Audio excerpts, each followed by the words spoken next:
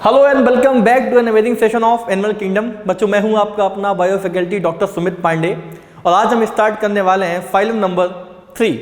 अब आप मुझे बताइए कि फाइलम नंबर 3 है कौन सा, क्या आप बता सकते हैं? लेक्चर नंबर हमारा 4 है बच्चों, कंफ्यूज मत होइएगा। लेक्चर नंबर 4 है और फाइलम नंबर 3 है, जो कि आप पीछे देख पा रहे हैं, फाइलम टीनोफोरा। कौन सा फाइलम है? टीनोफोरा। सबसे पहला फाइलम हमारा कौन सा था? Phylum Porifera, Coelenterata. उसके बाद हमारा फाइलम क्या था? टीनोफोरा। और आज है लेक्चर नंबर 4। लेक्चर नंबर 4 कैसे है? सबसे पहले हमने बेसिक्स ऑफ क्लासिफिकेशन के बारे में बात की, जी हाँ। उसके बाद हमने किसके बारे में बात की? उसके बाद हमने पॉलीफेरा फाइलम पढ़ा, फिर हमने सिलेंटेटा पढ़ा और आज है हमारा फाइलम टीनोफोरा। टीनोफोरा जैसा कि आप देख पा रहे हैं बहुत ही माइनर फाइलम है, जी हाँ बिल्कुल। जब भी टीनोफोरा के बारे में बात करता हूँ लोग कहते हैं कि बहुत माइनर फाइलम है सुमित, तुम इसमें इतना टेंशन क्यों लेते हो? टेंशन नहीं लेता हूँ मैं, मेरी कोशिश ये रहती है कि मैं 100% डिलीवर करूँ। फाइलम चाहे माइनर हो या major, doesn't matter. But minor phylum होते हुए भी इसके पास बहुत सारी ऐसी खूबियाँ हैं जो इसको बाकी फाइलम से अलग बनाता है। Again I repeat my word, minor phylum होते हुए भी इसके पास बहुत सारी ऐसी खूबियां हैं जो इसे बाकी फाइलम से अलग बनाता है। क्या खूबियां हैं, कैसे अलग बनाता है, इसको हम बारी बारी करके एक एक करके समझेंगे और जानेंगे। अभी ये जो आप टेक्स्ट देख रहे हैं, आपको ये देखते ही पहचान गए होंगे, ये एनसीईआरटी की लाइन टू लाइन है। हमने आपको बताया था कि हम एनसीईआरटी की लाइन टू लाइन ना बिटवीन द लाइन पे बात करेंगे कि एनसीईआरटी बिटवीन द लाइन आपसे क्या कहती है। जैसे अगर मान ली यहाँ पे लिखा है कि fertilization is external with indirect development, और हमने आपको बताया है कि अगर कहीं पे इनडायरेक्ट डेवलपमेंट लिखा देखने को मिल रहा है, इसका मतलब क्या है? इसका मतलब बच्चों ये है कि अगर इनडायरेक्ट डेवलपमेंट देखने को मिल रहा है मीन्स वहाँ पे लार्वा है। और जो बच्चे मुझसे क्लासरूम में पढ़ चुके हैं वो ये फाइलम देखते ही खुश हो जाएंगे, क्योंकि उनको मैंने क्लास में एक बार नहीं कई बार बताया है, साथ ही साथ उनको याद भी करवाया है। तो क्या वो बच्चे जो मुझसे पढ़े हैं वो इसी पॉइंट पे वीडियो को पॉज करके कमेंट सेक्शन में फाइलम टीनोफोरा के लार्वे का नाम लिख सकते हैं? बहुत इजीली लिख सकते हैं। मुझे पता है बहुत सारे बच्चे स्माइल करेंगे, वो अलग बात है, वो डर के मारे कमेंट कर पाए कि ना कर पाए, उनका कहीं नाम हाईलाइट ना हो जाए, बट बहुत ही सिंपल है। ठीक, आज की शुरुआत में हम फाइलम को तो पढ़ेंगे, साथ ही साथ इसके बेस कुछ क्वेश्चन भी करेंगे। बट पिछले कुछ दिनों से मेरे पास ना बच्चों की क्वेरी आ रही थी कि सर क्यों ना पूरा एनिमल किंगडम का जो कन्फ्यूज़न है वो एक ऐसा फ्लो चार्ट मिल जाए जिसको हम एक पेज पे ही ख़त्म कर सकते हैं। तो मैंने कहा ठीक है। तो कुछ बच्चे मेरे पास ये चार्ट लेके आए कि सर ये एनसीईआरटी का जो है, ये हमारे एनसीईआरटी की ही टेबल है और साथ ही साथ इसमें हमारे पास एनसीईआरटी ने बहुत कुछ बताने की कोशिश की है। बिल्कुल कोशिश की है एनसीईआरटी बताने की, बट अगर आप इस टेबल को ध्यान से देखो तो इसमें बहुत सारी चीज़ें मिसिंग हैं। और आप कहेंगे क्या मिसिंग है? क्या यहाँ पे डेवलपमेंट के बारे में बताया गया? नहीं बताया गया। रिप्रोडक्शन के बारे में बताया गया? नहीं बताया गया। क्या सेक्सेस के बारे में बताया गया कि सेक्सेस सेपरेट है कि नहीं है, मोनोशियस है कि डायोशियस है, क्या वो हर्माफ्रोडाइट है? नहीं बताया गया। यहाँ पे इस टेबल पे देखो ना आप, हाँ डिस्टिंक्टिव फीचर बताए गए वो मानता हूँ, बट यहाँ पे लार्वों के बारे में भी नहीं बताया गया है। और कभी भी आप कोई स्टैंडर्ड बुक सॉल्व करेंगे तो वहाँ पे आपको वो लार्वा एग्जाम में पूछते हैं। जैसे अगर आपको याद हो, पैरेन्काइमुला, एम्फीब्लास्टुला, ये लार्वे किसके थे? आपके फाइलम पॉलीफेरा के, ठीक, जिसको हमने कई सारे क्वेश्चंस में सॉल्व भी किया। ओके, तो इस टेबल को तो हम अभी जानेंगे समझेंगे, बट मैंने आप लोगों के लिए खास एक टेबल डिज़ाइन की है, उसको देखते ही आपके चेहरे पे डेफिनेटली बहुत सारी मुस्कुराहट आएगी और आपके कई सारे कॉन्सेप्चुअल डाउट कह लें वो दूर हो जाएंगे और आपको एक बेसिक क्लैरिटी मिलेगी कि हाँ सब कुछ एक टेबल पे, एक पेज पे पढ़ा जा सकता है और समझा जा सकता है। खास करके उन चीज़ों के बारे में जो आपको एनसीईआरटी ने नहीं बताया है, जिसमें हमारा क्या है, रिप्रोडक्शन, सेक्सेस, लार्वा, इनके बारे में हम एक एक करके बात करेंगे। ठीक, तो आज पॉलीफेरा हम कर चुके हैं, सिलेंटेटा हम कर चुके हैं, टीनोफोरा के बारे में हम बात करना शुरू करते हैं। पहले आपके लिए वो टेबल में लेके आता हूँ। हाँ जी बच्चों, क्या इस टेबल को देख के कुछ आपके चेहरे पर मुस्कुराहट आ सकती है? पहली बात तो आपको ये सारे फाइलम सीक्वेंस में लाइन से याद होने चाहिए, ऐसा मैंने आपको बताया था। Porifera, Coelenterata, Ctenophora, Platyhelminthes, Aschelminthes, Annelida, Arthropoda, Mollusca, Echinodermata, Hemichordata, Chordata. जी हाँ, और कॉर्डेटा की बात करें तो कॉर्डेटा में भी बहुत सारे डिवीजन है कि नहीं है? बिल्कुल आएगी। वर्टिब्रेटा के अंदर भी आपको पता है 7 डिवीजन है, बहुत सारे आगे चल के फर्दर डिवीजन आएंगे, लेकिन अभी हम फाइलम नंबर 3 पे हैं। किस पे हैं? फाइलम नंबर 3, लेक्चर नंबर 4 पे। ठीक, तो हम टीनोफोरा के बारे में बात करेंगे, लेकिन पहले मैं आपको ये टेबल समझा दूँ। पहले मैं क्या समझा दूँ?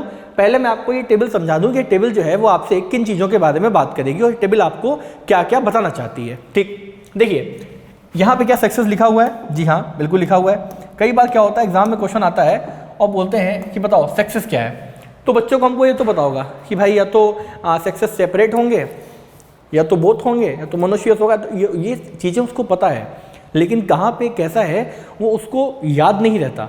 और आप देख रहे होंगे कि मैंने क्लियरली लिख रखा है कि सेपरेट है कि सेपरेट नहीं है। किसी भी तरह की कोई भी निमोनिक्स यहाँ पे ऐड ऑन नहीं की। उसका रीज़न है क्योंकि मैं निमोनिक्स के बहुत फेवर में नहीं हूँ, इसलिए क्योंकि एग्ज़ाम के टाइम पे जब आप एग्ज़ाम के हॉल में बैठे हैं तो वहाँ पे फिर आप निमोनिक्स के बेसिस पे अगर याद करेंगे ना, तो फिर एक टाइम एग्ज़ाम के करीब आते आते इतना हो जाता है कि हमें निमोनिक्स को याद रखने की निमोनिक्स आनी पड़ती है। तो कोशिश करेंगे कि डायरेक्ट याद करेंगे, निमोनिक्स के बेसिस पे नहीं पढ़ेंगे। फिर भी कोई अगर शॉर्ट तरीका होगा तो मैं आपको जरूर उसको बताऊंगा डेफिनेटली। आगे देखते हैं, ठीक। चलिए, अपने पास सारे 11 फाइलम है, Porifera, Coelenterata, Ctenophora, Platyhelminthes, Aschelminthes, Annelida, Arthropoda, Mollusca, एकोनोमीटा और हेमिकोडेटा। अब आप कहोगे सर कॉर्डेटा के बारे में क्यों बात नहीं की? कॉर्डेटा के बारे में इसलिए बात क्यों नहीं, क्योंकि जब हम कॉर्डेटा बताएंगे तो वहाँ पे प्रॉपर एक नई टेबल बनेगी, उन्हीं चीज़ों पे उसको मेंशन कर देंगे, जैसे कि इग्नथ आएगा, ठीक है, ग्लाइकोस्टोम आएगा। कुछ फिशेज ऐसी होती हैं जिनके पास जॉ होता है, कुछ फिशेज ऐसी होती हैं जिनके पास जॉ नहीं होता है। ये चीज़ें आएंगी कि नहीं आएंगी? बिल्कुल आएंगी। फिर एक एक करके हम अपनी क्लास पढ़ेंगे, एम्फीबिया पढ़ेंगे, रेप्टाइल पढ़ेंगे, एव्स पढ़ेंगे, मैमल्स पढ़ेंगे, तो वहाँ पे हम बताते हुए चलेंगे इन चीज़ों के बारे में प्रॉपर तरीके से, ठीक। बट जैसे जैसे आगे बढ़ेंगे चीज़ें क्लियर होती जाएंगी। और कुछ फाइलम बहुत इंपॉर्टेंट है जिनको आपको बहुत ध्यान से पढ़ना है, जैसे कि आपका प्लेटीहेल्मिन्थेस, एशेल्मिन्थेस, हमारा कॉर्डेटा, आर्थ्रोपोडा, ये बिल्कुल भी मिस नहीं करने हैं, ठीक। चलिए शुरू करते हैं। सबसे पहले अगर बात करें किसके बारे में बात करेंगे, हम फाइलम पॉलीफेरा के बारे में बात करेंगे। और अगर आपको फाइलम पॉलीफेरा याद हो, लेक्चर हमारा याद हो, तो वहाँ पे मैंने बताया था कि हर्माफ्रोडाइट का मतलब सेक्सेस आर नॉट सेपरेट, अरे यस और नो, ठीक है। डेवलपमेंट कैसा है? इनडायरेक्ट है। और जहाँ जहाँ इनडायरेक्ट डेवलपमेंट लिखा होगा, इसका मतलब क्या होगा कि भाई वो जो भी चीज़ है उसके अंदर क्या होगा, आपको लार्वा देखने को मिलेगा कि नहीं मिलेगा? जी हाँ, बिल्कुल देखने को मिलेगा। और लार्वा देखने को मिलेगा तो नेक्स्ट पॉइंट मैंने क्या कर रखा है, लार्वा ही कर रखा है। यानी कि पहले क्या है आपका फाइलम, सेक्सेस, उसके बाद डेवलपमेंट, फिर आपका लार्वा, और लास्ट में उसका फर्टिलाइजेशन। कि जो फर्टिलाइजेशन है वो इंटरनल होगा या फिर एक्सटर्नल होगा। इतना क्लियर? क्या ये टेबल आप समझ पा रहे हैं कि क्या बताना चाह रही है? ये टेबल आपके उन कंफ्यूजन्स को दूर करेगी जो आपके एनसीईआरटी में मेंशन नहीं है। वापस एक बार मैं आपको एनसीईआरटी का स्नैप दिखाना चाहूंगा कि ये देखिए, ये आपकी एनसीईआरटी है। एनसीईआरटी ने किन पॉइंट्स के बारे में बात की? Level of organization, symmetry, coelom, segmentation, digestive system, circulation, respiratory और डिस्टिंक्टिव फीचर। यानी कि अगर देखें तो शुरू के जो कुछ पॉइंट हैं, ये क्या बेसिस ऑफ क्लासिफिकेशन के बारे में बात कर रहे हैं कि नहीं कर रहे हैं? अरे लेवल ऑफ ऑर्गेनाइजेशन बताया था मैंने, cellular level, tissue level, organ system level. Symmetry कौन कौन सी है? ए सिमेट्री, रेडियल सिमेट्री और बाइलेटरल सिमेट्री। अरे यस और नो? कुछ हायर एनिमल्स के बारे में जाएंगे, कहीं कहीं पे आपको ऐसा देखने को मिलेगा कि किसी किसी के पास दोनों हैं। जैसे एकाइनोडर्म्स के बारे में बात करें, हालांकि एकाइनोडर्म्स किस में आता है? नॉन कॉर्डेट्स में आता है कि नहीं आता है? और क्या हायर एनिमल्स यानी कि जिसको हम कॉर्डेट बोल सकते हैं, उनके पास भी कुछ लोअर सिग्निफिकेंट कैरेक्टर हो सकते हैं? बिल्कुल होंगे, क्यों नहीं होंगे? क्योंकि ऐसा नहीं है कि रोड के इस पास जो है वो आपका हेमिकॉर्डेटा और इस पास आता ही कॉर्डेटा सीधा इंसान बन गया ना, वो भी धीमे धीमे धीमे धीमे आएगा। और ये जो चीज़ें हम बच्चों पढ़ रहे हैं, ये हम बिल्कुल एवोल्यूशन के रिस्पेक्ट में पढ़ रहे हैं। किसके रिस्पेक्ट में पढ़ रहे हैं? एवोल्यूशन के। एवोल्यूशन के साथ इसका कनेक्शन है, रिलेशन है। आप समझ पा रहे हो ना मैं क्या कहना चाह रहा हूँ? जी हाँ, बिल्कुल आप समझ पा रहे हैं मैं क्या कहना चाह रहा हूँ। तो ये टेबल में कहीं भी नहीं लिखा हुआ है कि फर्टिलाइजेशन क्या है, सक्सेस कैसे हैं, लार्वा और लार्वे के नाम। अब बहुत सारे लोग आपको इन्फॉर्मेशन दे सकते हैं कि लार्वा याद रखने की ज़रूरत नहीं है, लार्वा कभी नहीं पूछा जाता है, लार्वा एनसीईआरटी में मेंशन नहीं है। ऐसी बहुत सारी बातें हैं जो एनसीईआरटी में मेंशन नहीं है, जिस पे क्वेश्चन आ जाता है, क्योंकि एनसीईआरटी हमेशा आपसे बिटवीन द लाइन्स कहती है। तो एक करके बारे में बात करेंगे। सबसे पहले हमने किसके बारे में बात की? हमने बात की अपने पॉलीफेरा के बारे में। इनडायरेक्ट डेवलपमेंट अगर पॉलीफेरा में होता है, यानी कि पॉलीफेरा के पास एक लार्वा होगा और लार्वे का नाम क्या होगा? आपके एम्फीब्लास्टुला पैरेन्काइमल। क्या ये नाम सुने हैं? बिल्कुल सुने हैं। फर्टिलाइजेशन कैसा होगा? इंटरनल। अरे यस और नो? वही चीज़ें याद है नहीं कि प्रोकाइनस कंडीशन होती है, ग्रेम्यूल्स का फॉर्मेशन होता है, ये सब बातें मैंने आपको बता रखी हैं, ठीक। चलिए अगला देखते हैं। अगला हमारा क्या है? नाइडेरिया। सेक्सेस कैसे हैं? सेपरेट है। अरे वाह, ये तो बहुत अच्छी बात है। सेक्सेस और सेपरेट। डेवलपमेंट कैसा है? बोथ। यानी कि यहां पे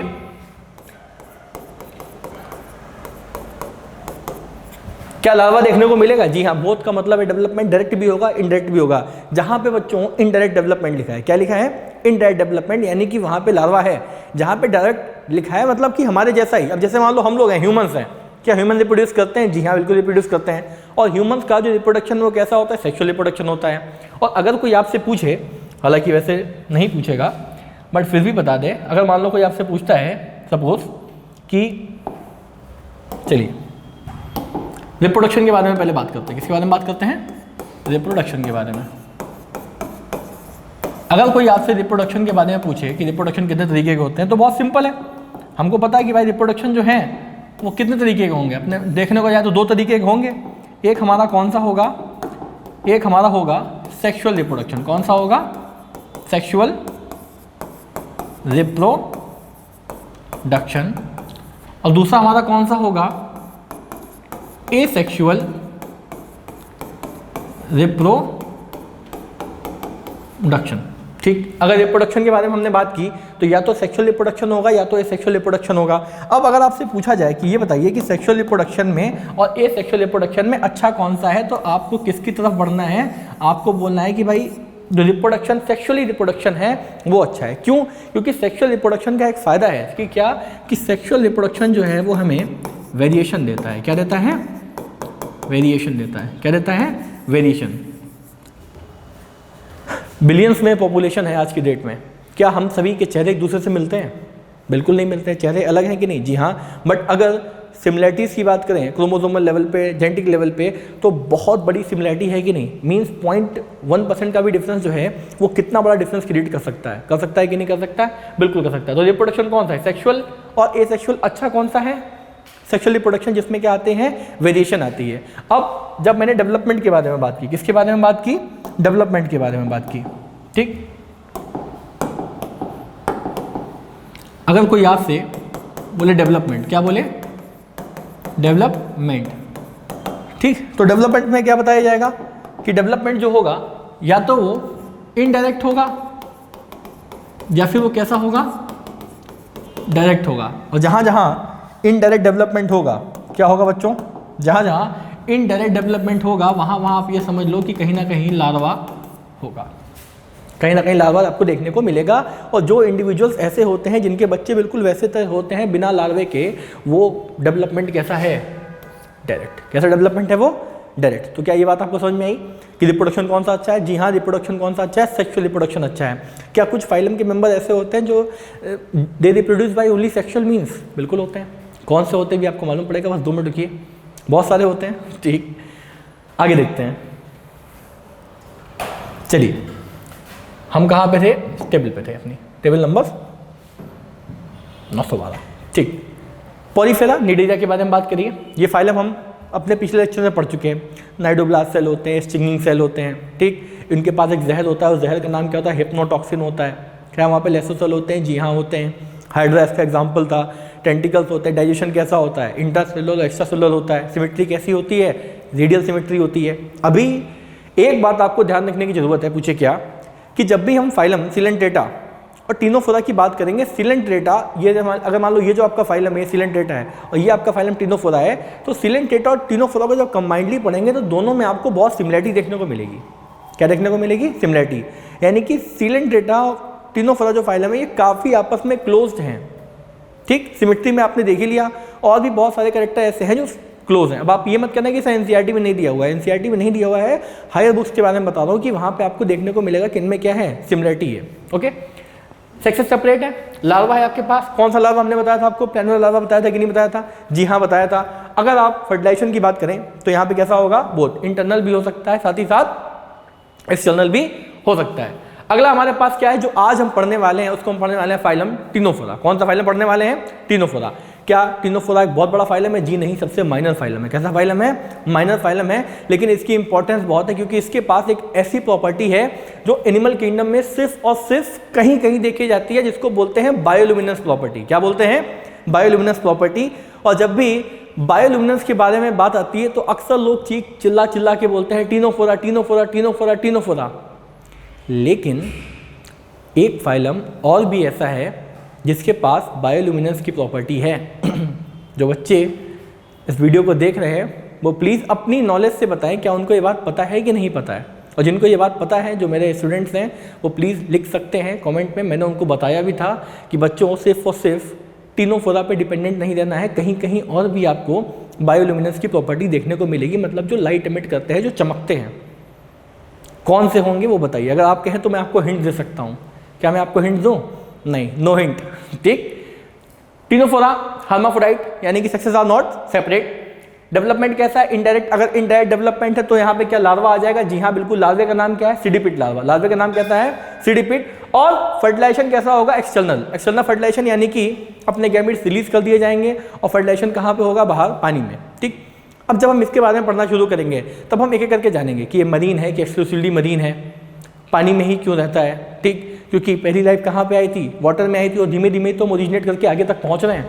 ऐसा तो है नहीं ना कि पानी से एकदम से बाहर निकल के आ गए ना। इतना समझा? ठीक। अब ये जो आपके सामने टेबल दी हुई है बच्चों, ये अभी आपको सिर्फ और सिर्फ फाइलम टिनोफोरा तक समझ में आएगा। पूछो क्यों? क्योंकि आज के लेक्चर में हम जो पढ़ रहे हैं वो हम किसको पढ़ रहे हैं? फाइलम टिनोफोरा को।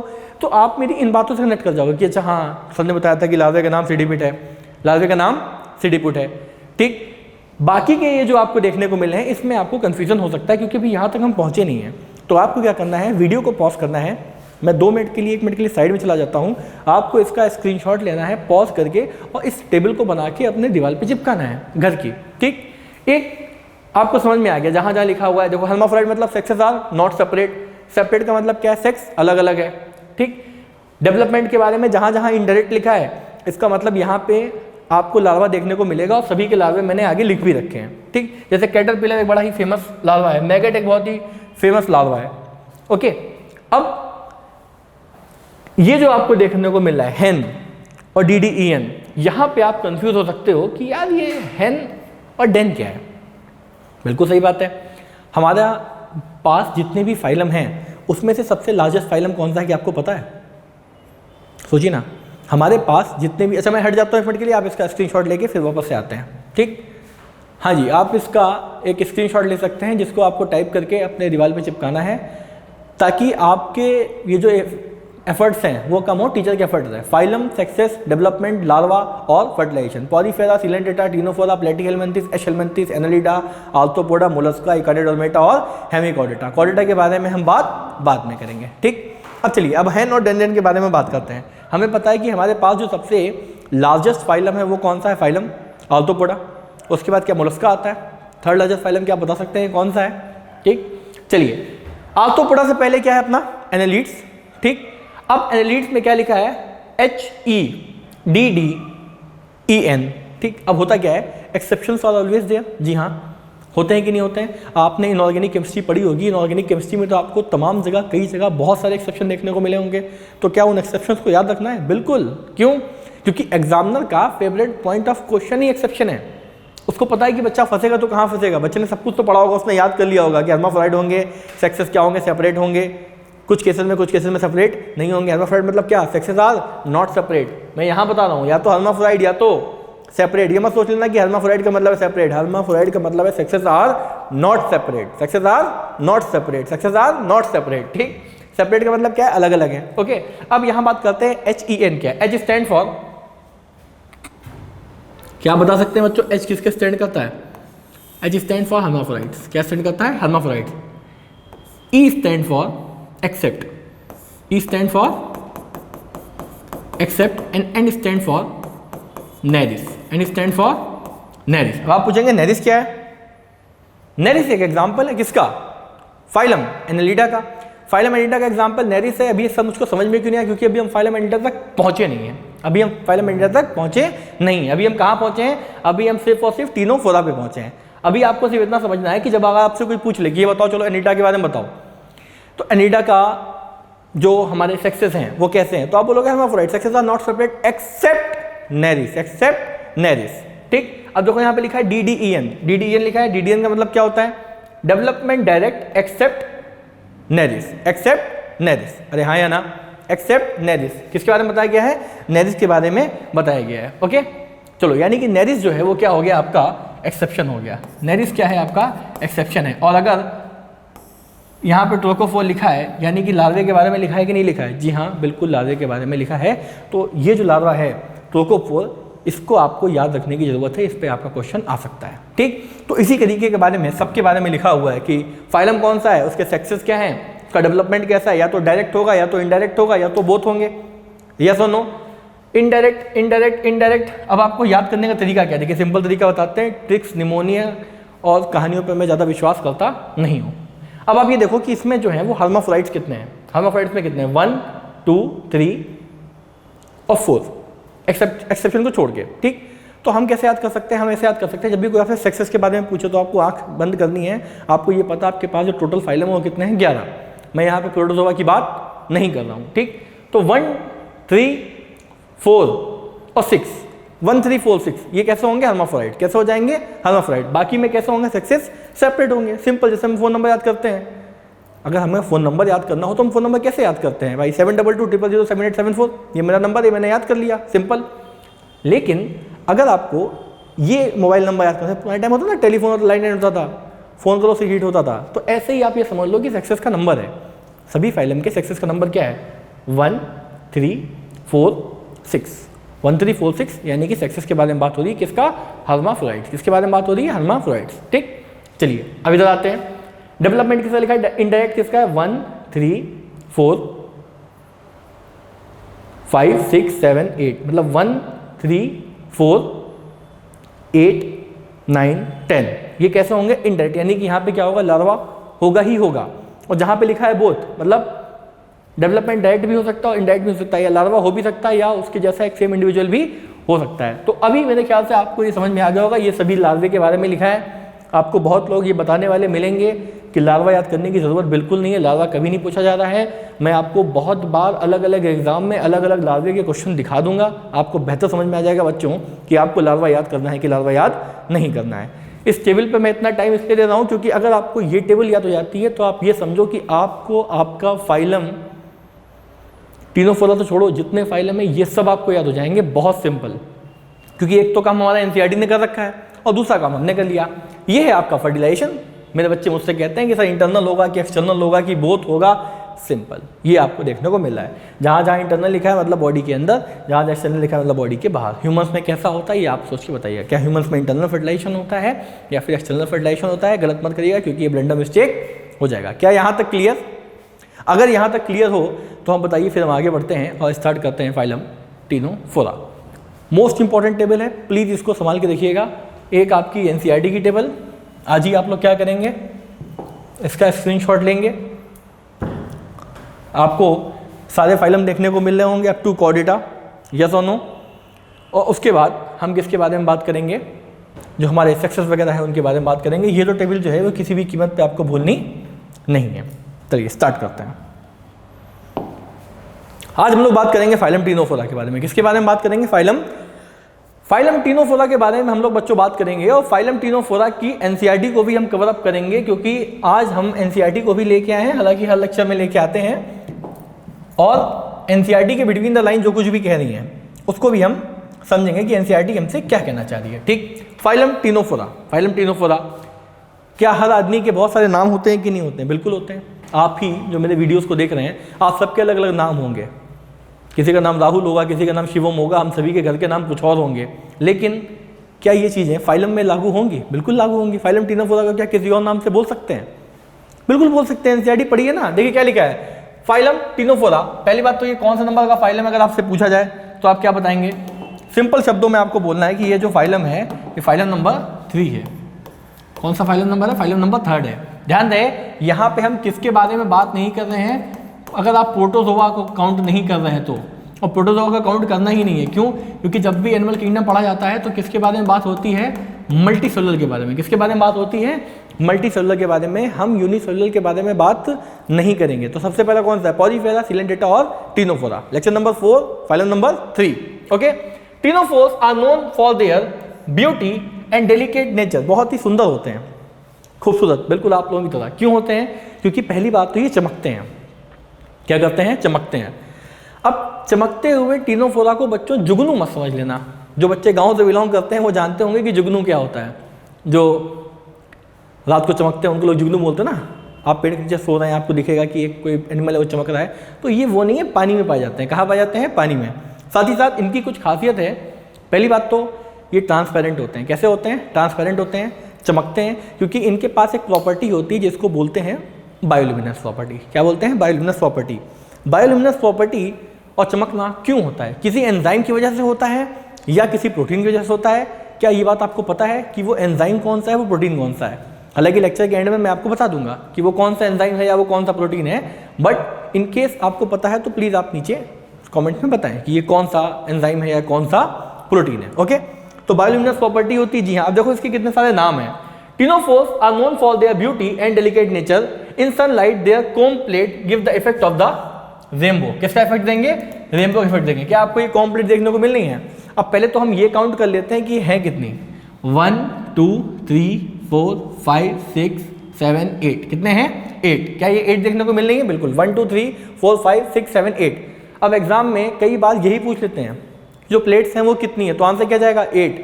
अच्छा, बच्चे कहते हैं काउंट करके बताओ सर कैसे होगी। ठीक है, दिखाते हैं।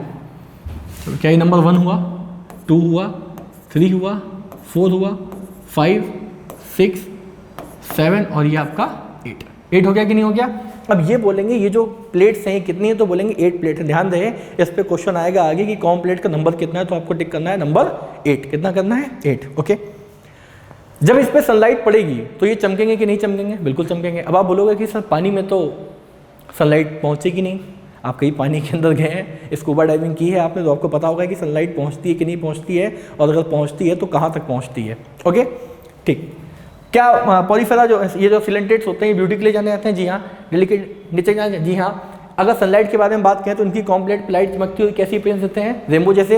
अब इनके देखो कितने सारे नाम हैं। They are commonly known as sea gooseberries, comb jellies, क्या बोलते हैं? कॉम जेलीज, और सी वॉलनट। वॉलनट जानते हो आप क्या? जैसे हिंदी में अखरोट बोलते हैं। अरे यस और नो? दिखने में स्ट्रक्चर थोड़ा थोड़ा वैसा होता है, किसकी तरह? अखरोट की तरह। तो अब ये बताइए, क्या एक ही फाइलम के कई सारे नाम हो गए कि नहीं हो गए? बिल्कुल। क्या है, हमने इन्हें सी वॉलनट कहा? क्या हमने इन्हें कॉम जेलीज बोला? क्या हमने इन्हें सी गूसबेरीज बोला? अरे बोला कि नहीं बोला? बिल्कुल बोला।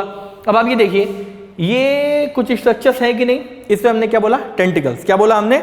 टेंटिकल्स। और आपको पता होगा कि टेंटिकल्स का यूज तो फाइलम नंबर 2 में भी आया, यानी कि सिलेंटेटा में भी आया, और टेंटिकल्स आपको यहाँ भी देखने को मिलते हैं। अरे बच्चों, इसीलिए तो बोल रहा हूँ क्या कि बहुत सारी सिमिलरिटी है किसके बीच में? फाइलम सिलेंटेटा और फाइलम टिनोफोरा के बीच में। ये दोनों काफ़ी हद तक कई पॉइंट पे, कई जगह पे सिमिलर हैं।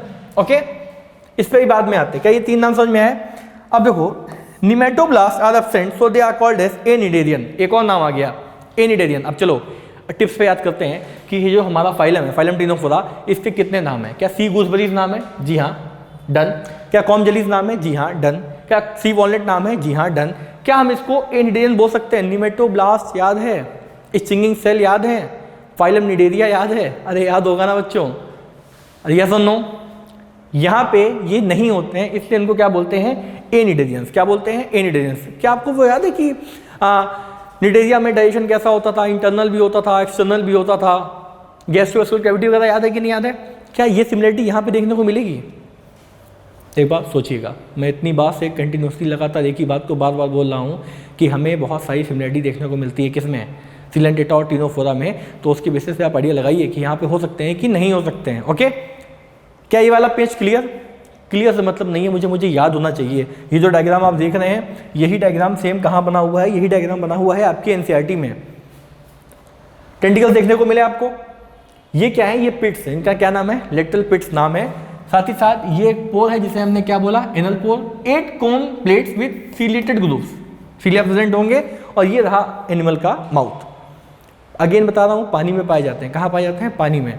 अब ये मैराइन होते हैं कि एक्सक्लूसिवली मैराइन? यहीं पे बच्चा गलती कर देता है, और एग्जामिनर को पता है कि अगर गलती होगी तो बस बच्चे को यही पहचानने में गलती होगी कि ये मैराइन है या फिर एक्सक्लूसिवली मैराइन। लेकिन हम ये गलती करेंगे नहीं, हम इसको याद करेंगे कि ये है तो कैसा है। मेरे ख्याल से वाला page clear? Okay, they are exclusively marine. कैसे मैराइन है? एक्सक्लूसिवली मैराइन है। तो ये जो एक्सक्लूसिवनेस है इसका, ये हमको भूलना नहीं है किसी भी कीमत पे। कैसे होते हैं ये? एक्सक्लूसिवली मैराइन होते हैं। ठीक, okay. Body is transparent. Body कैसी है? ट्रांसपेरेंट है, यानी कि उसके हम आर पार देख सकते हैं। लेकिन आप तो बोलोगे चमकते हैं, तो चमकेंगे कब? दिन में या रात में? नेशनल ज्योग्राफी चैनल वगैरह पे आप जाके देखिएगा, आप उस पर सर्च करिएगा कि मेंबर्स ऑफ टिनोफ्लोरा, प्लूरोबेशिया, टिनोप्लाना, ये सारे उसके एग्जांपल्स हैं। ये आएंगे तो वहाँ पे आपको लाइट इमिट करते हुए, चमकते हुए दिखेंगे कि उसके पास किसी ना किसी प्रोटीन, किसी ना किसी एंजाइम की वजह से। ओके, तो बॉडी कैसी होती है इनकी? ट्रांसपेरेंट होती है। अब ये जो बेसिक चीज़ें आ गई, ये हमारी किसके आ गई, बेसिस ऑफ क्लासिफिकेशन की। किसकी आ गई, बेसिस ऑफ क्लासिफिकेशन की। और मैंने आपको बताया था कि इस पूरे चैप्टर में, किस चैप्टर में, एनिमल किंगडम चैप्टर में सब कुछ आपका साथ छोड़ेगा, लेकिन एक चीज़ आपका साथ नहीं छोड़ेगी, वो है बेसिस ऑफ क्लासिफिकेशन। और साथ छोड़ना भी नहीं चाहिए। किस चीज़ का, ये जो आपका बेसिस ऑफ क्लासिफिकेशन है, इसको आपका साथ नहीं छोड़ना चाहिए। क्यों? क्योंकि कोई भी आप फाइलम पढ़ोगे तो वहाँ पे बेसिक बातें तो बताओगे ही ना, कि डिप्लोब्लास्टिक है, डिप्लोब्लास्टिक है, सिमेट्री उसकी रेडियल है, एसिमेट्रिकल है या फिर बैलेटल सिमेट्री है, ट्रू सिलोम है, सूडोसिलोम है, एसिलोमेट है, ड्यूटरस्टोम है, पोटोस्टोम है। ये एक बेसिक चलता चला जाएगा, इसके साथ लापरवाही नहीं कर सकते हैं। तो ये जो बातें आ गई, ये कहाँ पे आ गई, ये आपकी आ गई किसके बारे में, ऑर्गेनाइज, इसमें लेवल ऑफ ऑर्गेनाइजेशन के बारे में बताई जा रही है। अब सिमेट्री यहाँ पे कैसी लिखी हुई है, रेडियल सिमेट्री। कैसी सिमेट्री लिखी हुई है, रेडियल सिमेट्री। हमें पता है कि पहला जो अपना पॉलीफेरा है उसके पास सिमेट्री कैसी है, एसिमेट्रिकल है। पॉलीफेरा कैसा है, एसिमेट्रिकल है। लेकिन जिन लोगों ने लेक्चर ध्यान से देखा होगा उनको मैंने ये भी बताया था कि कुछ पॉलीफेरा ऐसे होते हैं जिनके पास सिमेट्री होती है, और वो जो सिमेट्री होती है वो होती है आपकी रेडियल सिमेट्री। कौन सी सिमेट्री होती है, रेडियल सिमेट्री। अब tension, exceptions are always there, exceptions are always there. क्या आपको वो दो पॉलीफेरा याद हैं जिनके पास रेडियल सिमेट्री होती है? प्लीज़ आप मुझको बताइए अगर आपको याद हो तो। मैंने आपको ये भी बताया था कि जो पॉलीफेरा होते हैं वो कितने तरह के होते हैं, 5000 तरह, यानी कि 5000 तरह के आपको पॉलीफेरा मिलेंगे। कितने तरीके के, 5000। मोस्टली एसिमेट्रिकल बट फ्यू है रेडियल सिमेट्री। वो फ्यू कौन से थे मैंने यहाँ पे बताया। यहाँ पे क्या आ गया, radial symmetry. They are diploblastic. Diploblastic अगर लिखा देखने को मिल रहा है यहाँ पे, तो डिप्लोब्लास्टिक का मतलब क्या है, टू जम लेयर। डिप्लोब्लास्टिक का मतलब क्या है कि टू जम लेयर। अरे हाँ या ना। एक हमारी क्या होगी, एक्टोडर्म। एक हमारी क्या होगी, एंडो। मीजोडर्म में भी एब्सेंट होगी। मीजोडर्म एब्सेंट होगी, क्या मीजोग्लिया प्रेजेंट होगा? जी हाँ। अब क्या लिखा है, locomotion take place by 8 series comb plate on the body surface. Locomotion, change in place, क्या उनको अपनी जगह बदलनी होगी? क्या यहाँ पे कहीं भी आपको सिसाइल या फ्री लिविंग देखने को मिला? अभी तक तो उसके बारे में बात नहीं हुई। हम किसके बारे में बात कर रहे हैं, हम बात कर रहे हैं कि लोकोमोशन के बारे में बात करते हैं, यानी कि चेंज इन प्लेस। और जब आप 11th क्लास में पढ़ते होगा आपने कि एक चैप्टर है हमारा लोकोमोशन और मूवमेंट, मैंने फिर से बताया आपको कि अगर मेरी जगह बदल रही है, अगर मेरी जगह बदल रही है तो ये क्या है, ये है आपका लोकोमोशन। बट अगर एक ही जगह पे मूवमेंट कर रहा हूँ तो ये हमारे मूवमेंट कहलाएंगे। यस और नो? तो लोकोमोशन को भी अपना चेंज इन प्लेस करना पड़ेगा। अब सवाल ये आता है कि कोई भी जो ऑर्गेनिज्म है वो मूवमेंट करता ही क्यों है, उसकी ऐसी भी क्या मजबूरी है कि उसको लोकोमोशन करना पड़ेगा? कोई भी ऑर्गेनिज्म भाई, in search of food, shelter, अरे हाँ या ना, ब्रीडिंग, फीडिंग, और कई केसेस में सूटेबल इन्वायरमेंट के लिए। किसके लिए? Suitable environment. क्या इन चीज़ों के लिए मूवमेंट होते हैं कि नहीं होते हैं? बिल्कुल होते हैं। किन चीज़ों के लिए? ब्रीड करने के लिए, फीड करने के लिए। सिंपल सा अगर ह्यूमन का एग्जांपल लें तो क्या हम अपना चेंज इन प्लेस कर रहे हैं कि नहीं कर रहे हैं? बिल्कुल कर रहे हैं। रोटी, कपड़ा, मकान, ये हमारी बेसिक रिक्वायरमेंट है कि नहीं है? है। और कोई भी ऑर्गेनिज्म के बारे में अगर बात करें हम, तो किसी भी ऑर्गेनिज्म का जो अल्टीमेट एम है वो क्या है?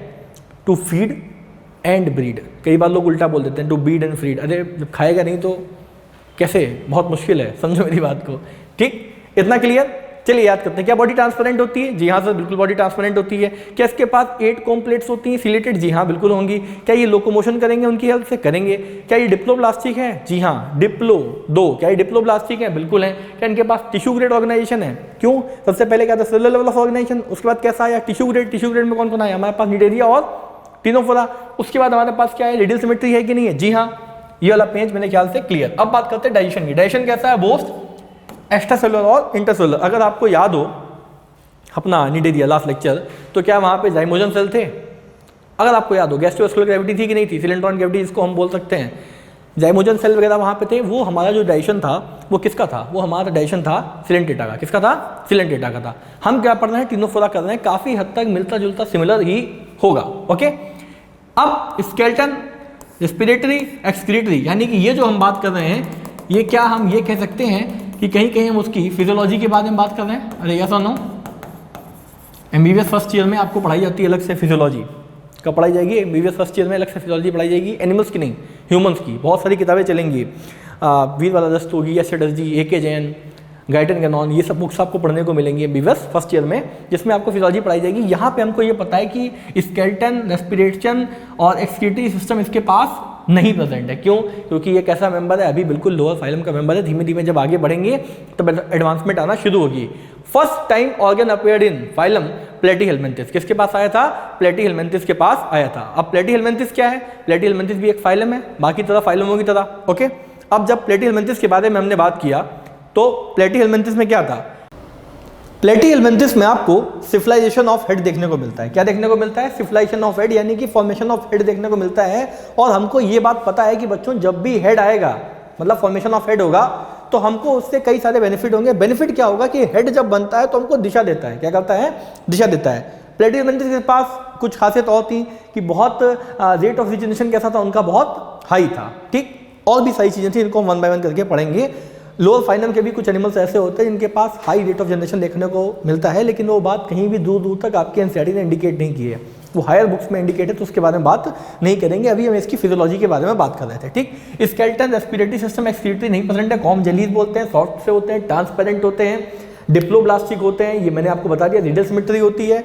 ओके, इतना क्लियर? हम किसके बारे में बात करते हैं? फिजियोलॉजी के बारे में बात कर रहे हैं। MBBS फर्स्ट ईयर में आपको ये पढ़ाई जाएगी, सभी ने पढ़ी होगी। बहुत अच्छी अच्छी किताबें आपको देखने को मिलेंगी फर्स्ट ईयर में। ठीक, अब क्या बात की हमने? हर्माफ्रोडाइट, यानी कि sexes are not separate. Sexes are not separate, sexes are not separate, यानी कि सेक्स अलग नहीं है, एक ही पे दोनों हो जाएंगे। क्या हर्माफ्रोडाइट का मतलब क्या होता है? कि सेक्सेस हमारे जो है वो सेपरेट नहीं है। Reproduction by sexual mean only, reproduction by sexual means only. अब सुनना, यहाँ पे रिप्रोडक्शन कैसा हो रहा है? ओनली बाय सेक्सुअल मीन्स, यानी कि ये सेक्सुअल रिप्रोडक्शन नहीं कर रहे हैं। और जब हमने रिप्रोडक्शन के बारे में बात की थी, किसके बारे में बात की थी? जब हमने रिप्रोडक्शन के बारे में बात की थी तो हमने आपको बताया था कि रिप्रोडक्शन अच्छा कौन सा है? रिप्रोडक्शन अच्छा है हमारा सेक्सुअल रिप्रोडक्शन। कौन सा अच्छा है? Sexual reproduction. क्यों? क्योंकि सेक्सुअल रिप्रोडक्शन में हमें वेरिएशन देखने को मिलती है। क्या देखने को मिलती है?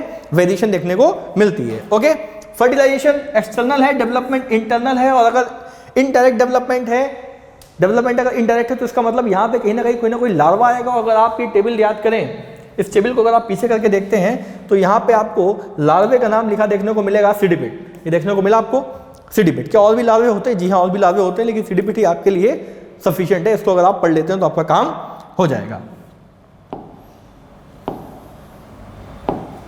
जी, अब हमने क्या देखा? हमने ये देखा कि फाइलम चाहे कोई भी हो, कुछ भी हो, लेकिन सभी के पास अपने कहीं ना कहीं कोई ना कोई यूनिक कैरेक्टर होते हैं, यूनिक सिग्निफिकेंस फीचर्स होते हैं। क्या फाइलम टिनोफोरा के पास कोई स्पेशल पॉइंट्स होंगे? बिल्कुल होंगे। एक एक करके जानते हैं इसके बारे में। क्या ठीक, क्या लिखा है? बायोल्यूमिनेंस प्रॉपर्टी होती है, मतलब property to emit light. Property to emit light, चमकते हैं। ये क्यों होती है? क्या इनके पास कोई एंजाइम होता है या इनके पास कोई प्रोटीन होता है? बस आप मुझको बच्चों ये बताइए, वो प्रोटीन होगा या एंजाइम होगा, वो कौन सा होगा, ये बताने की जिम्मेदारी मेरी। लेकिन आप अपने ब्रेन की एक्सरसाइज करते हुए, अपने एफर्ट्स करते हुए सिर्फ और सिर्फ इतना सोच के मुझको बताइए कि जो प्रॉपर्टी एमिट करती है लाइट, ये प्रोटीन की वजह से है या किसी एंजाइम की वजह से है। और अगर आपने बायोमोलिक्यूल्स पढ़ा है तो वहाँ पे आपको पता होगा कि ऑल एंजाइम्स आर प्रोटीन या ऑल प्रोटीन एंड एंजाइम, क्या इसके कुछ एक्सेप्शन है? तो इस बारे में थोड़ा सा ध्यान रखिएगा, बायोमोलिक्यूल्स का कॉन्सेप्ट भी बीच में आ जाएगा। और मैंने हमेशा आपसे बोला है कि entire human physiology is interconnected, interdependent and interlinked. Okay, ठीक, लाइट चमकता है। आगे क्या लिखा है?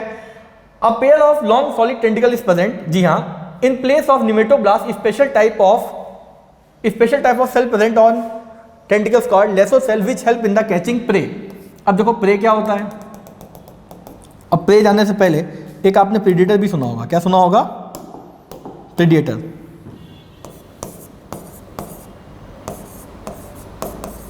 प्रीडेटर सुना है क्या आपने? अरे इकोलॉजी पढ़ी होगी। ये जब आप पढ़ते हैं इकोलॉजी, क्या पढ़ते हैं?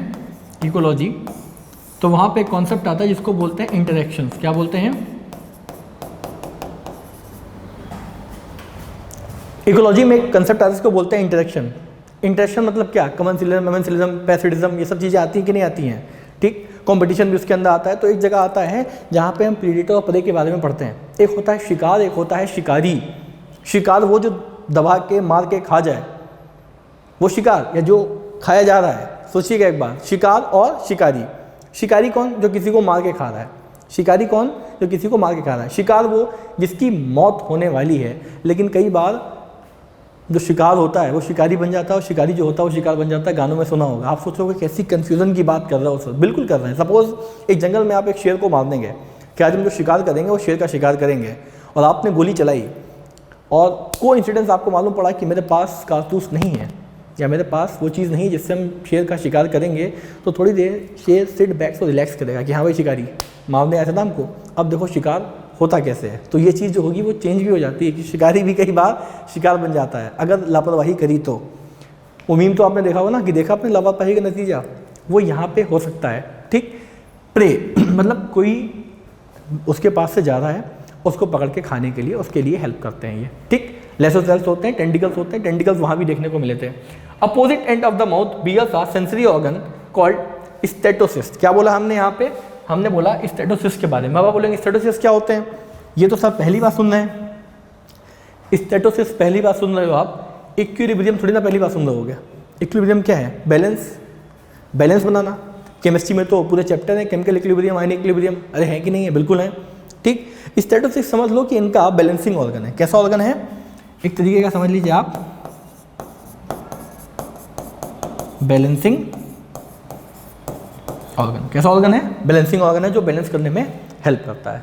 ठीक, अब बैलेंस ना जरूरी क्यों है? जब जनरली जब भी हम स्टेटोसिस्ट के बारे में बात करते हैं तो स्टेटोसिस्ट को लोग डिटेल में पढ़ाते हैं किसमें? फाइलम आर्थ्रोपोडा में। किसमें पढ़ाते हैं? आर्थ्रोपोडा में लोग बताना शुरू कर देते हैं। ठीक, लेकिन ऐसा नहीं है। स्टेटोसिस्ट जो है वो कई जगह देखने को मिलता है। वो लोग बात है कि हम उनके बारे में बात नहीं करते हैं। ठीक, एक बैलेंसिंग ऑर्गन होता है। इतना क्लियर? चलिए आगे बढ़ते हैं और देखते हैं आगे क्या है। हाँ जी, यूनिक फीचर्स। क्या लिखा है? Unique feature. हर फाइलम के पास कुछ ना कुछ यूनिक फीचर है। किसी के पास कैनाल सिस्टम है, किसी के पास कैनाल सिस्टम है, किसी के पास एक अलग तरीके का जहर है। क्या वो जहर उसका यूनिक फीचर है? किसी के पास रेडियल कैनाल है, रिंग कैनाल है, सेंट्रल कैनाल है, लेटरल कैनाल है। ये सब किस में आता है? क्या इकोनोडर्म्स के बारे में बात कर रहे हैं? एक बात प्लीज बच्चों ध्यान से पढ़िएगा। हाँ, unique feature comb like ciliary plate for swimming, तैरने के लिए, लोकोमोशन के लिए। Special adhesive cells call colloblast help in the food capture. अब ध्यान रहे, ये आप लोग देखेंगे और आप कहेंगे ये तो कहीं दूर दूर तक नहीं है, लेकिन ये कई बार क्वेश्चन में पूछा गया है। इस पे आपके PYQ भी आए हैं। ओके, 2 एनल पोर होते हैं। ना भी याद है कोई बात नहीं कि एनल पोर कितने होते हैं। एनल पोर 2 होते हैं। सिर्फ और सिर्फ आपकी जानकारी के लिए ये आपके एग्जाम्पल लिखे मिले हैं, जिसमें से ये 2 एग्जाम्पल आपकी NCERT में मेंशन है। ये आपको किसी भी कीमत पे भूलने नहीं है। लार्वे का नाम सिडिपिड। लार्वे का नाम क्या है? सिडिपिड। अब आइए क्वेश्चन करते हैं और आज के लेक्चर्स को खत्म करते हैं। बट एक बार उसके बाद वापस से रिवाइव करेंगे ताकि हम कहीं भी किसी की चीज़ को भूलें ना और चैप्टर को पूरे टॉपिक को पूरे फ्लो में इसको पढ़ें और ख़त्म करें। ओके, चलिए देखते हैं क्वेश्चन। देखते हैं पहले एनसीईआरटी देखते हैं। एनसीईआरटी क्या कहती है? एनसीईआरटी कहती है Ctenophora are commonly known as C walnut और corn jellies are exclusively मनाइन radial symmetrical diploblastic organism with tissue level of organisation. कितने शॉर्ट फॉर्म में कितनी सारी बातों को एक बार बता दिया। क्या हम इसे सी वॉलनट बोलते हैं? जी हाँ बोलते हैं। सी कॉर्न जेलीज बोलते हैं? बिल्कुल बोलते हैं। बट मैंने आपको और भी नाम बताए हैं इनके। क्या इनको हम एनिडेरियंस बोलते हैं? बिल्कुल बोलते हैं। क्या नाइट्रोब्लास्ट सेल इनके पास होते हैं? नहीं। वो किसके पास होंगे? आपके फाइलम सिलेंटेटा के पास। देखो आप यहाँ पे, क्या हम इन्हें सी गूजबरीज ही बोलते हैं? बिल्कुल बोलते हैं। तो ये एक कुछ एक्स्ट्रा नाम जो है बच्चों, ये आपको इसलिए ध्यान रखने हैं ताकि कहीं थोड़ा बहुत बाहर से है तो हमको पता होना चाहिए। ठीक, द बॉडी बियर्स 8 एक्सटर्नल रोज। देखो ये जो 8 लिखा है ना, इस पे क्वेश्चन आता भी दिखाता हूँ कहाँ पे आता है। 8 एक्सटर्नल रो ऑफ सिलेटेड कॉर्म plates which help in the locomotion. किस में हेल्प करेंगी? लोकोमोशन में हेल्प करेंगी। फिगर में देखो आपको दिया भी हुआ है, आप चाहें तो काउंट कर सकते हैं 1 2 3 4 5 6 7 8। Okay, corm plate which help for locomotion. Digestion is both extra cellular and intracellular. मैंने आपको बताया था कि इसके जो पहले वाला फाइलम है यानी कि सिलेंटेटा, उसमें भी ऐसा देखने को मिला था। ठीक, एंड इंट्रासेलुलर बायोल्यूमिनेंस। बायोल्यूमिनेंस मतलब एक ऐसी प्रॉपर्टी जिसमें वो लाइट एमिट करते हैं। The property of a living organism to emit light in a well marked in ctenophores. Sexes are not separate. Sexes are not separate का मतलब क्या है? Hermaphrodite. Sexes are not separate मतलब क्या है? Hermaphrodite. Okay, reproduction takes place by only sexual means. Fertilisation is external with indirect development. और अगर indirect development है तो यहाँ पे लार्वा आएगा कि नहीं आएगा? जी हाँ, लार्वा आएगा। एग्जाम्पल क्या है आपके? प्यूलोबेशिया और टीनोप्लाना। ये हमारी एनसीईआरटी कहती है, लेकिन आपकी जानकारी के लिए कुछ एग्जाम्पल्स ऐसे हैं जो मैंने आपको एक्स्ट्रा बता दिए हैं जो आपको फायदा देंगे।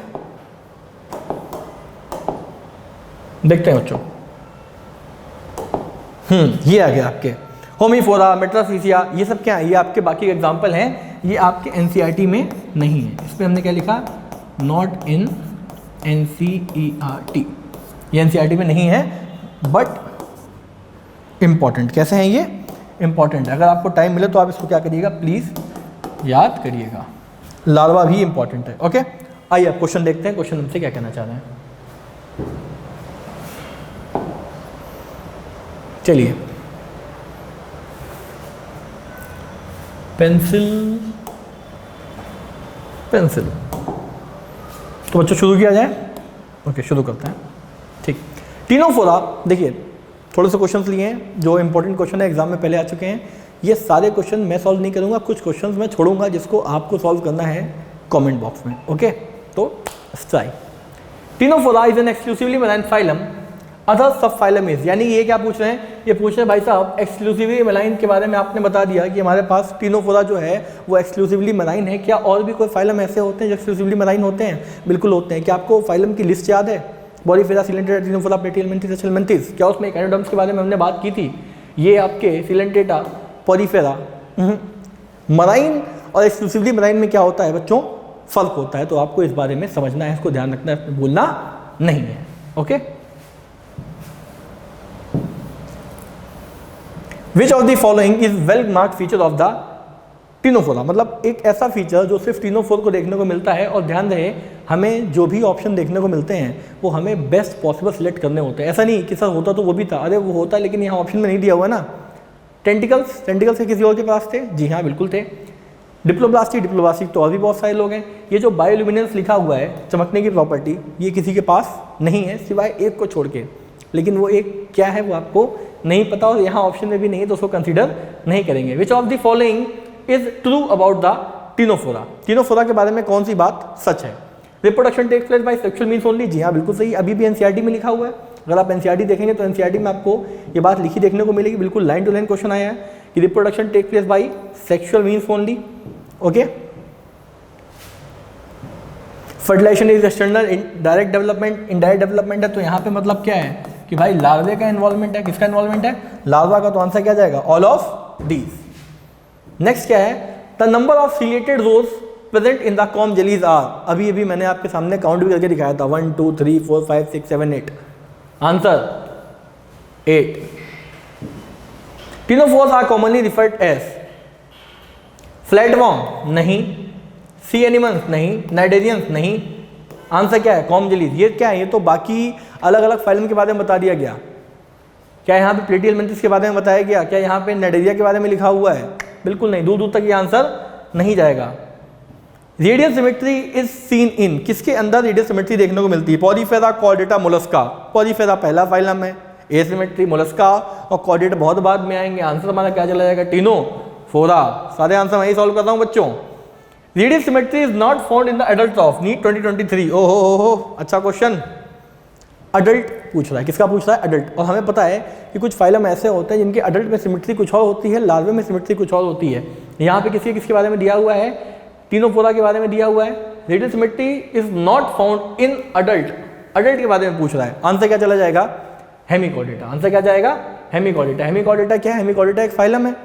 और हेमिकॉर्डेटा के बारे में एक बड़ी इंटरेस्टिंग कहानी है कि हेमिकॉर्डेटा जो पहले चला गया था गलती से फाइलम कॉर्डेटा में, उसको निकाल के वापस लेके आया गया है किसमें? नॉन कॉर्डेट्स में। अगला क्वेश्चन आप सॉल्व करेंगे। चलिए, ये क्वेश्चन आपके लिए होमवर्क है, इसको आपके कमेंट सेक्शन में बताना है कि organism attach to substratum generally possess. बहुत सिंपल क्वेश्चन है, एम्स में पूछा गया है, इसको कमेंट सेक्शन में आंसर करिए। और थैंक यू। आज की क्लास बच्चों यहीं तक। एक बार वापस से मैं आपको उस टेबल की इंपॉर्टेंस बता दूं जो आपको नहीं भूलनी है किसी भी कीमत पे। ये रही वो टेबल। ओके, ये मैं इरेज करने की कोशिश करता हूँ, अगर ये इरेज हो जाए जो मैंने लिखा है, ताकि आपको कोई भी डाउट ना आए। Just a second. ना